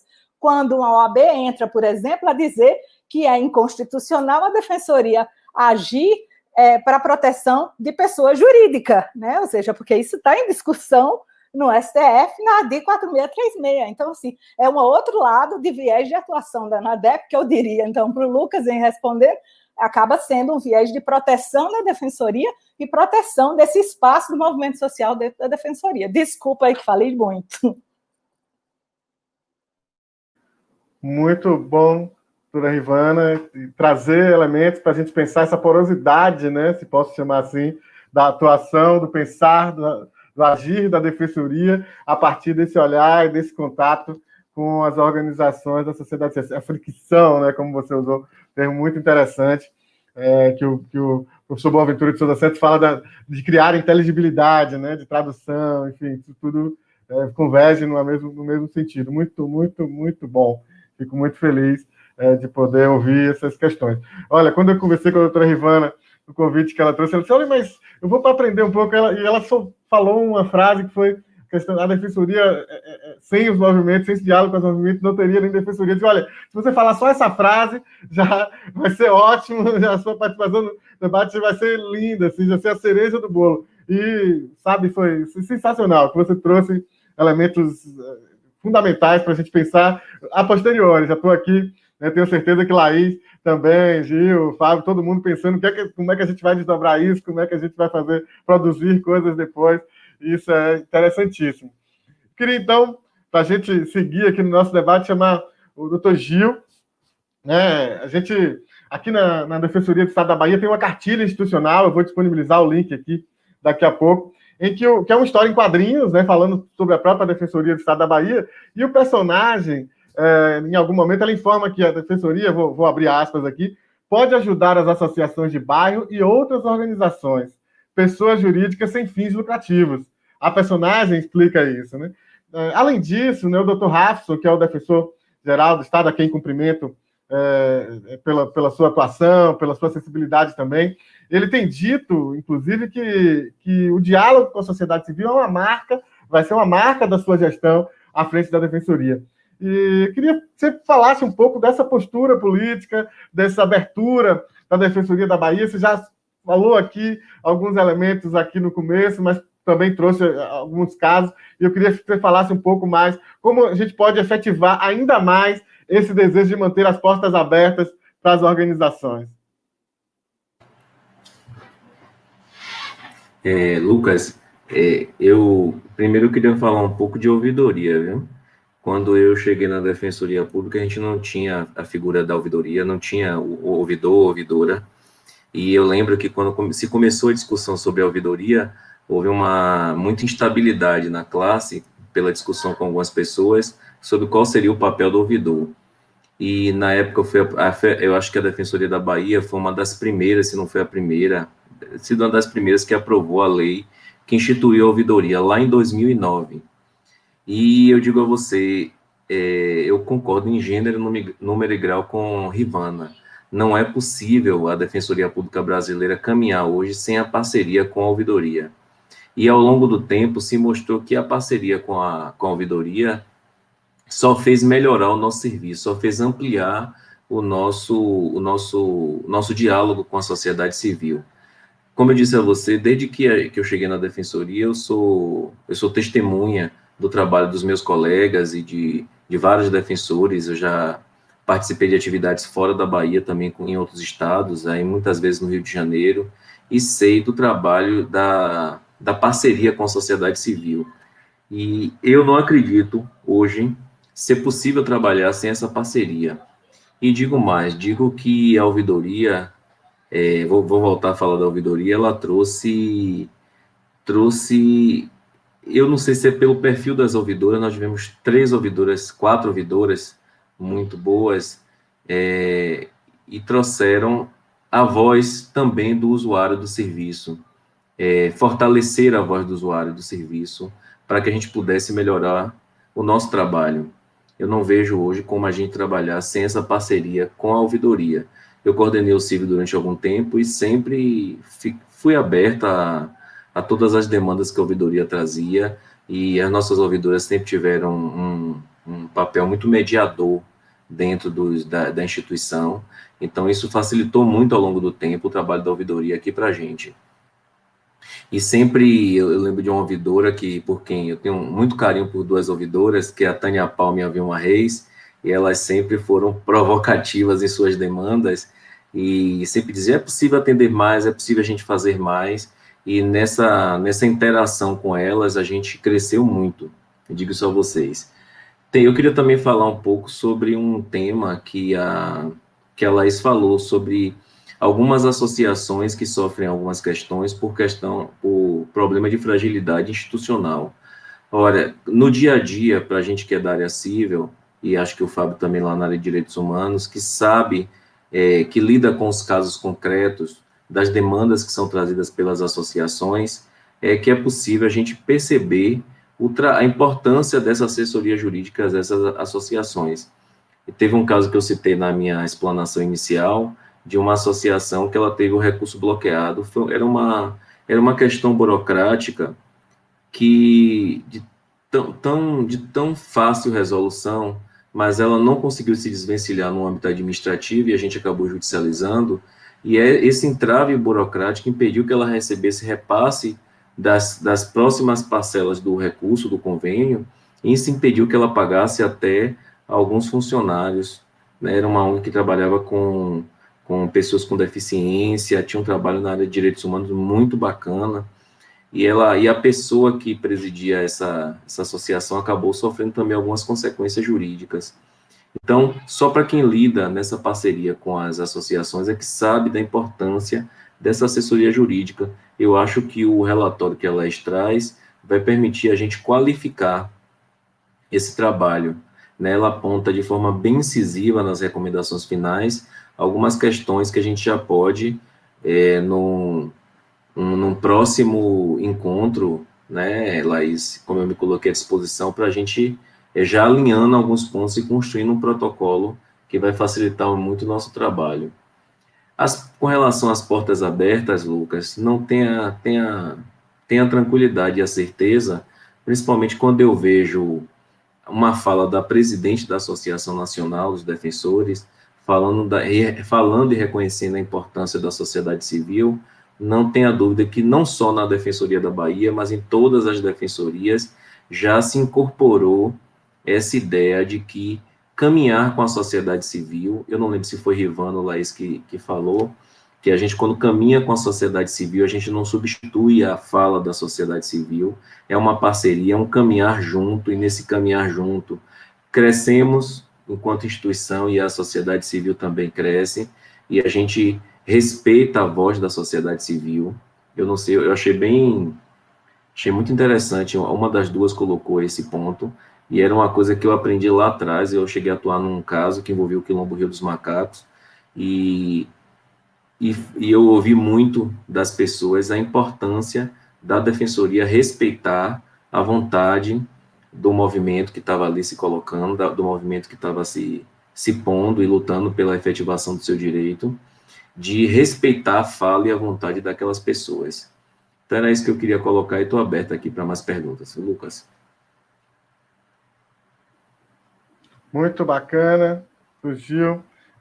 Vamos, sem maiores delongas, a gente já está realmente com o tempo adiantado, passar para o doutor Fábio, e eu queria trazer uma pergunta para ele.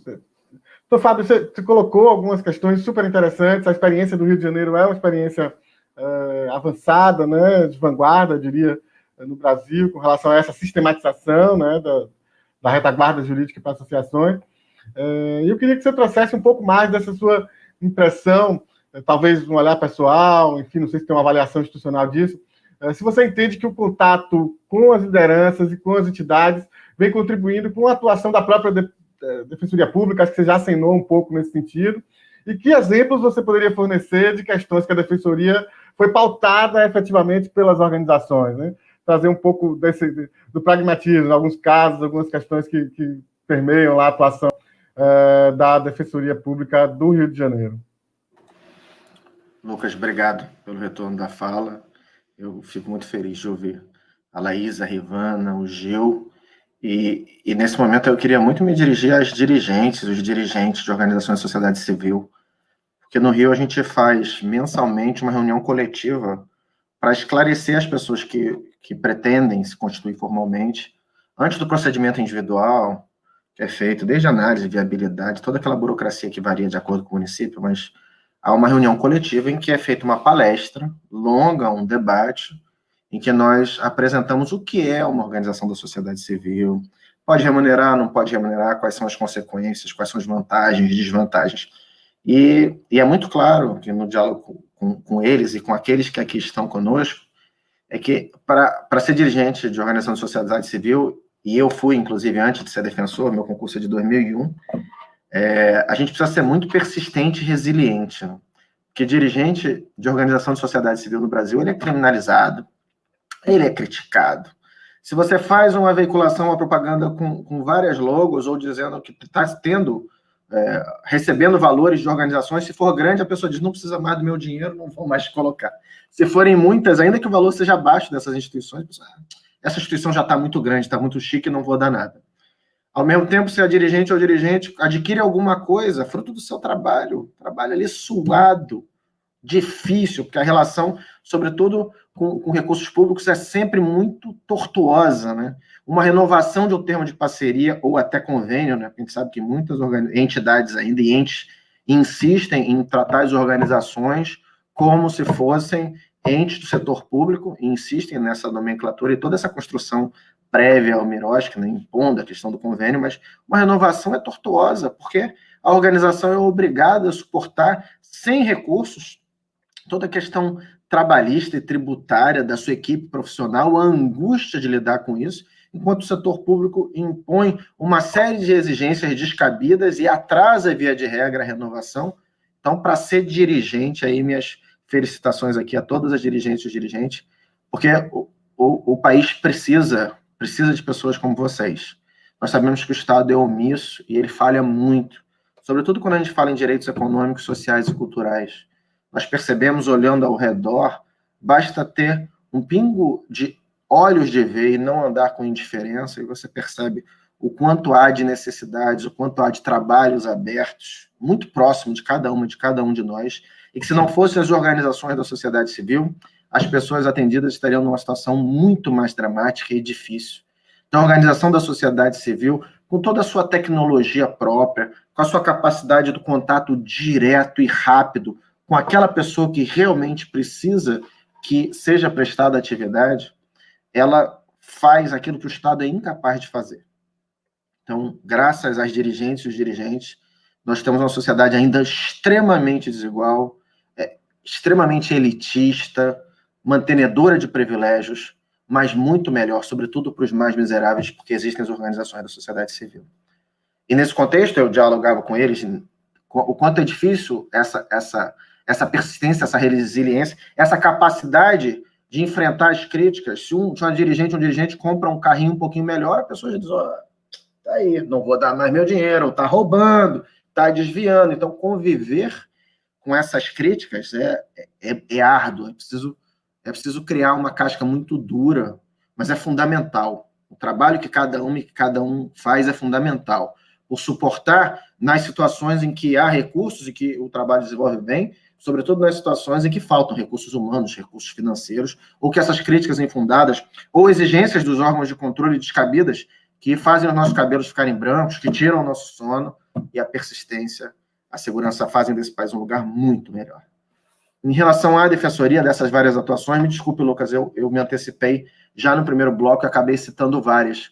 Então, se você me permitir, eu só queria estruturar um pouco da organização que é feita no atendimento da Defensoria Pública, além dessas várias atuações que eu falei, fora a Constituição formal, tanto nessas atuações recentes de SEDAI e ouvidoria foi fundamental, em ações constitucionais no Supremo para discutir a letalidade, em ações aqui no Rio de Janeiro para combater esse perfil higienista, esse perfil de eugenia de alguns mandatários do poder que insistem em tentar invisibilizar os sujeitos em função da sua capacidade ou não econômica, em função de serem domiciliados ou não.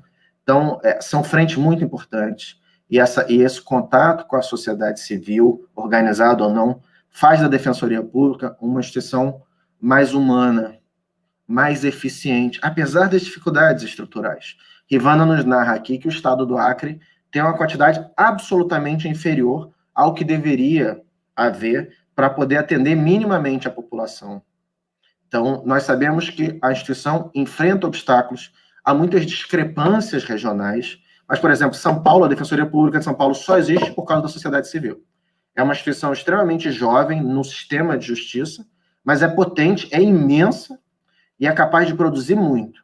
E ela é fruto de uma mobilização consistente de movimentos coletivos e organizações que foram demandar. Também nisso, é que eu queria pedir que vocês façam essa incidência nas organizações. Peçam que as defensorias públicas abram audiências, atualmente online por causa da pandemia, né? Mas audiências para sugerir temas, para ajudar no planejamento, na organização, nas previsões. Como nós somos, muitas vezes, poucos ou não temos recursos suficientes, para que essa voz seja fundamental na própria programação da instituição, para que a gente possa efetivamente ecoar. A ouvidoria é a grande porta de entrada, os núcleos de defesa dos direitos humanos também, mas a Defensoria Pública toda, ela é una e não deve haver, como o Gil coloca, está na vara civil, está na esfera criminal, seja onde for. As nossas portas, os nossos ouvidos, as nossas energias devem ser concentradas em prol daqueles que justificam e fazem com que a gente possa existir. Então, essa incidência institucional também é importante. Parece que eventual dirigente possa não gostar, não é fundamental. A sociedade civil construa esse diálogo onde não há. Eu sei que existe em São Paulo, eu sei que existe no Rio de Janeiro, existe na Bahia, existe em vários estados e que pode muito bem ser aperfeiçoada, mas é preciso que em cada pedacinho desse país a Defensoria Pública ela seja de alguma forma pautada assim, pelo que a população quer. Pela população mais vulnerável, para aqueles que realmente têm mais necessidades, em que há superposição dessas vulnerabilidades.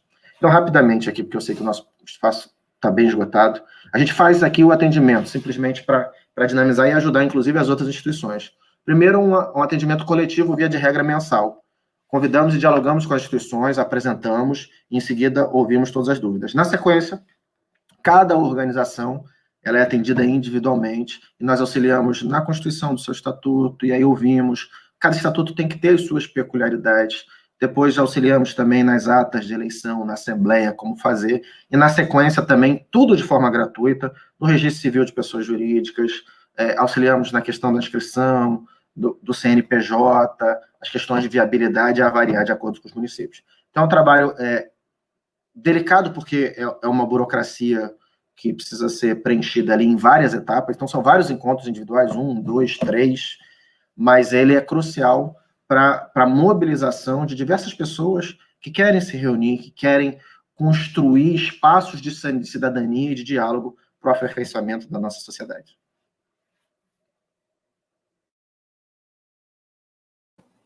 Muito bom, muito bom. Eu estava com grandes expectativas para esse debate e saio extasiado porque as expectativas foram superadas em muito. Fico muito feliz de poder estar aqui ao lado de pessoas tão incríveis, que trazem experiências tão encantadoras, tão bacanas mesmo. Queria, então, infelizmente, né, isso, a gente podia ficar horas, né, conversando, e quando o papo tá bom, a gente segue, mas as lives são assim, quando elas ficam boas, a gente pisca o olho, já está acabando. E já são 7 horas, de fato, a gente está vencendo aqui nosso horário. Eu queria, então, fazer uma rodada aí só de considerações finais, que a gente pudesse deixar nossas honrosas despedidas aí para o nosso público, tá bem? Então, vou começar novamente com Laís. Vamos estabelecer aí 2, 3 minutinhos para cada, para a gente fazer nossas honrosas despedidas e trazer alguma dica, alguma questão aí final para as organizações. Laís. Obrigada, Lucas, mais uma vez, pelo convite, por organizar esse debate.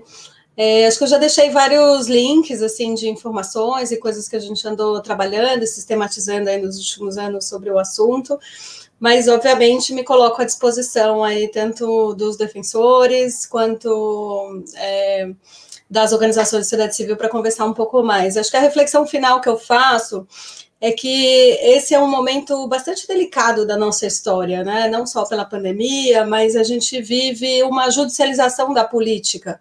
e cada vez mais os operadores do direito são fundamentais para evitar que a gente tenha esse desmonte, né, não só nas políticas públicas, mas até nas redes de proteção social, que são feitas também em parceria com as organizações de sociedade civil, na promoção, na construção de novos direitos, que são, enfim, muitas vezes vocalizados, friccionados, né, como disse aqui a Rivane, pelas próprias organizações da sociedade civil. Então, esse arejar do Estado, como um todo, ele é muito importante. E muitas vezes a gente precisa que o acesso à justiça aconteça por meio de orientações, de questões que a gente possa encaminhar de forma administrativa, com a questão da isenção das taxas, da gratuidade que a gente conversou, e muitas vezes até mesmo acionando o judiciário para evitar que as injustiças aconteçam. Então, é bastante bonito de ver esse movimento de cada vez mais defensores interessados no tema, acho que já é de longa data, desde a concepção da defensoria, que a sociedade civil realmente caminhe junto, mas o olhar que a gente convida a fazer e destaca é como que a gente pode trabalhar mais na institucionalidade, na melhoria, no fortalecimento das organizações de sociedade civil, principalmente as organizações de base comunitária, principalmente as organizações que mais precisam, que atendem públicos mais vulneráveis e que têm mais e mais dificuldades para superar, né? Você pega o MOVA aqui em São Paulo, né, que é o Movimento pela Valorização da Alfabetização dos Adultos, que são construídos pela lógica Paulo Freireana e que, enfim, enfrentam uma série de dificuldades no diálogo com a Secretaria de Educação e que está sendo hoje, enfim, atendido pelo Instituto Pro Bono numa parceria super bonita do escritório que eu faço parte, a CBSA Advogados, junto com o Matos Filho Advogados, para fazer um relatório, um parecer, para sistematizar essa relação que eles têm com a prefeitura, para dar subsídios para ajudar na negociação com a prefeitura. Então, assim, são inúmeras possibilidades, inúmeras potencialidades que a gente precisa despertar para elas, mas, de fato, a gente precisa, enfim, organizar melhor esse convite que as organizações podem usufruir das portas abertas da Defensoria Pública dos estados em geral, né? Eu tenho muito orgulho de fazer parte do Conselho Consultivo aqui da Ouvidoria da Defensoria Pública do Estado de São Paulo. Agradeço ao meu presidente, William Fernandes, e a todos os outros conselheiros que eu tenho a honra de fazer parte. Obrigada a todos. Um abraço, Fábio, Gil e Rivana e Lucas.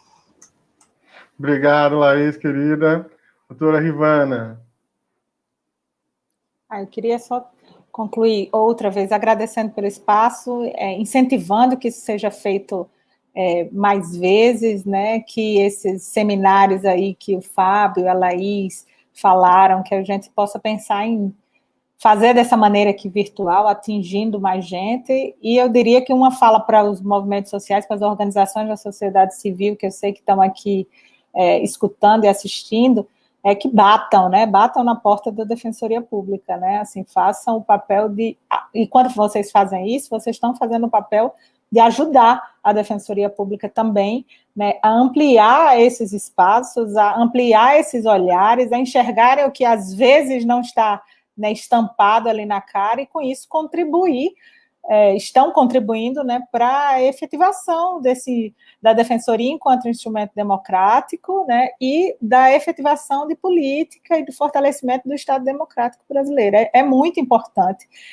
que claro, a gente sabe das dificuldades da Defensoria, não estou dizendo aqui que a gente não tenha dificuldades, que não encontrem, que muitas vezes o movimento vai e não encontre críticas a fazer à Defensoria, e as críticas são importantes também para esse crescimento, mas o que eu digo é que não deixe de fazer o papel, né, não deixe de fazer o papel de ir atrás, de provocar, né, e de promover, junto com a Defensoria Pública, as mudanças que são necessárias. Obrigada e uma boa noite, e estamos à disposição por aqui. Muito obrigado, Ivana, muito, muito obrigado. E passando, então, ao doutor Gil Braga. Lucas, boa noite. Agradeço esse convite. Como eu disse no início, eu estou muito mais aqui para aprender do que para trazer mais conhecimento. Eu aprendi muito aqui com a fala de todo mundo hoje. assumir o compromisso que eu vou cumprir, eu vou levar essa possibilidade da gente, eu acho que inicialmente, num fluxo de trabalho, a gente tem que pensar em criar um protocolo para a Defensoria Pública da Bahia, para que a Defensoria Pública possa atuar. Como todas as outras defensorias, a gente tem nossa dificuldade de estrutura, de pessoal, de gente para trabalhar, de estrutura física, mas eu acho que se a gente criar um protocolo inicialmente, posteriormente as coisas vão avançando, pode-se pensar até no futuro, eu acredito, dependendo de quem esteja na gestão, até da criação de um núcleo para trabalhar, ou um setor específico para trabalhar especificamente com essa demanda.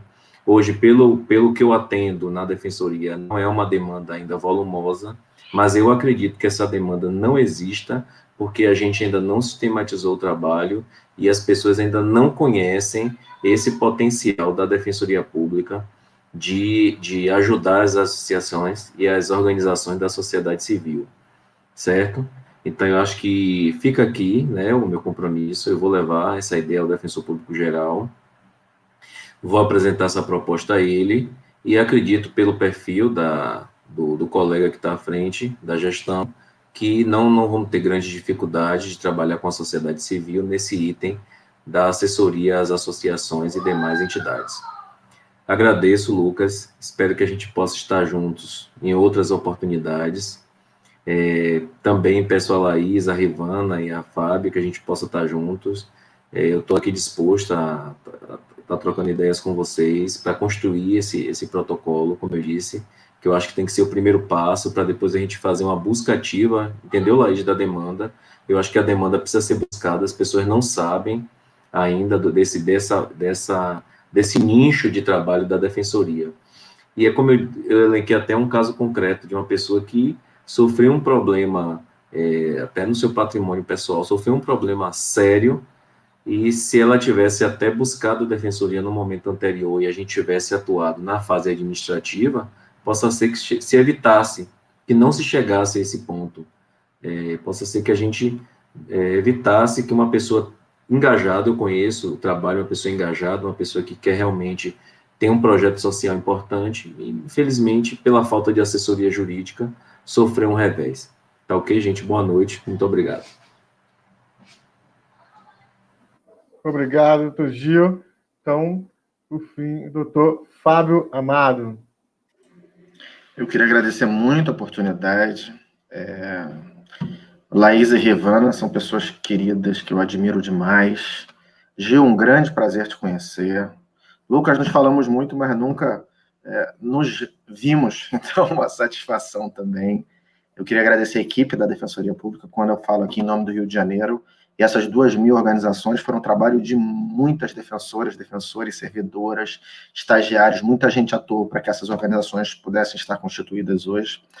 E queria informar que eu vou levar ao Condégio, conforme a sugestão da Rivana, a Comissão de Direitos Humanos, e sugerir a todas as defensoras e defensores dos núcleos especializados em direitos humanos que busquem implementar órgãos específicos de atendimento às organizações da sociedade civil nos seus estados. Essa comissão é nacional, e sem prejuízo disso, eu estou absolutamente à disposição para seminários, para diálogos, para lives, aquilo que nós pudermos colaborar.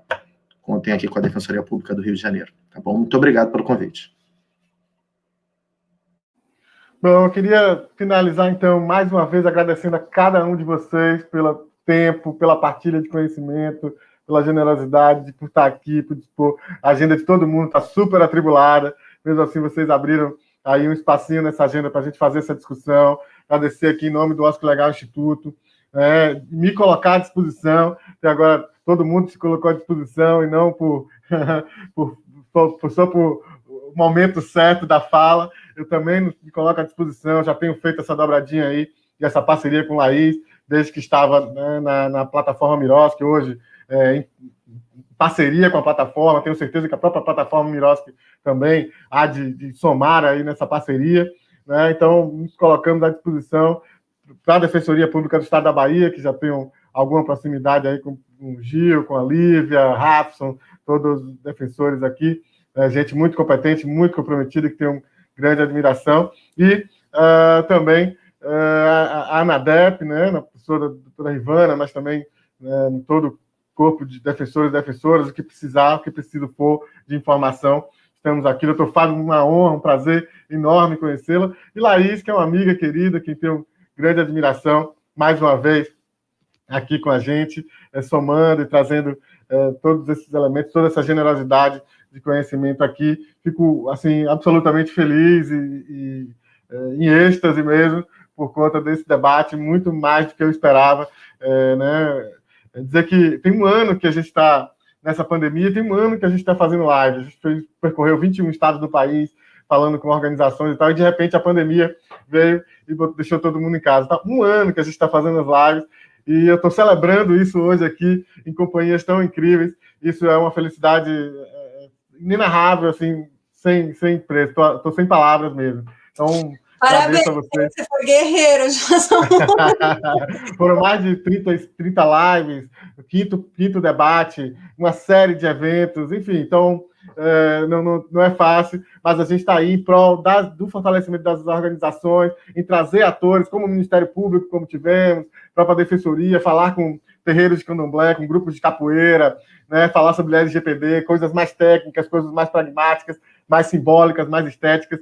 Isso a gente tem feito para fortalecer as organizações. Então, com isso, despeço de vocês, agradecendo mais uma vez todo mundo que assistiu, quem vai assistir depois, porque o registro fica no nosso canal no YouTube. Então, um abraço, até a próxima, tamo junto, brigadão.